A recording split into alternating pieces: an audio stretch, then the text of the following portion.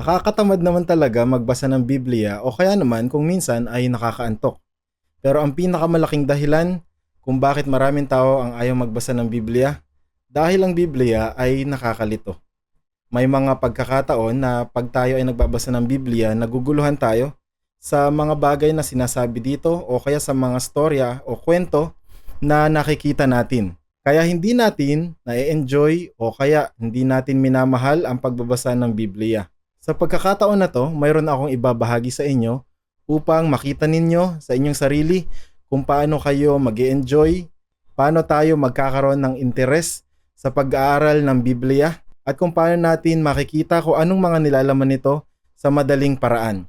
Kung ang iba sa atin ay mayroong mga devotional, mayroong journal, o kaya naman ang tawag natin quiet time, o sa iba sa atin maaring meron lang tayong gustong pag-aralan sa ating Bible study. Ito yung method o paraan para mas makita natin kung ano ang nilalaman ng Biblia.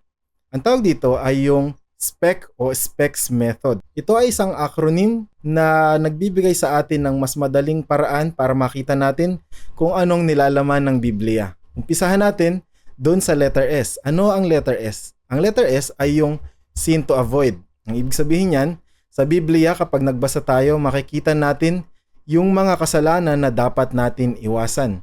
Ito yung mga storya kung saan makikita natin na merong ginawang mali o kasalanan yung isang tao at pagkaraan nagkakaroon ng masamang bunga yung ginawa nito. Sa panahon natin, kung tayo ay magbabasa ng Biblia, malalaman na natin kung anong mga bagay na dapat natin na iwasan. Yung letter P naman ay yung tinatawag na promise to claim. Ang ibig sabihin nito, makikita natin sa Biblia ang mga pangako ng Diyos.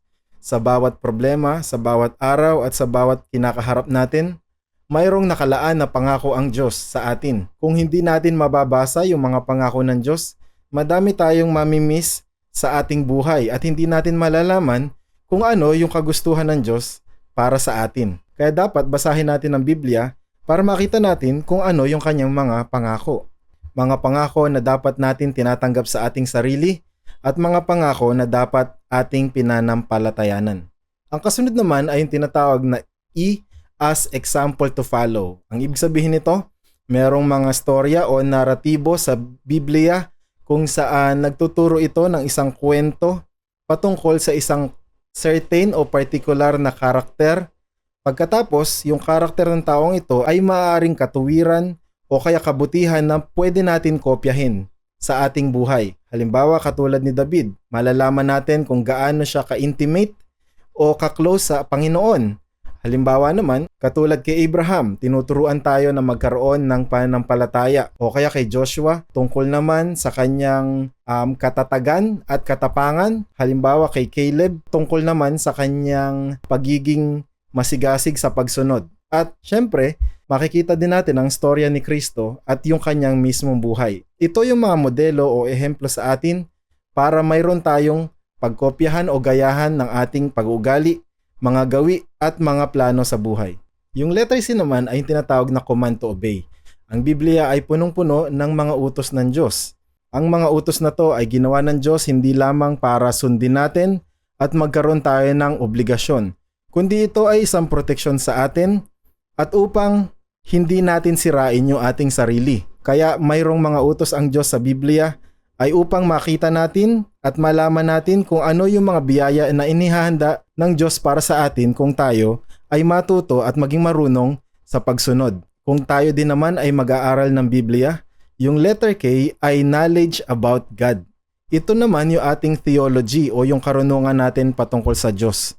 Kung ang isang tao ay nagnanais na kilalanin ng higit ang Diyos, sa Biblia, mababasa natin kung ano yung kanyang kalikasan, yung kanyang karakter, yung kanyang mga ginagawa. Dito maintindihan natin lalo kung ano talaga at sino talaga ang ating Diyos.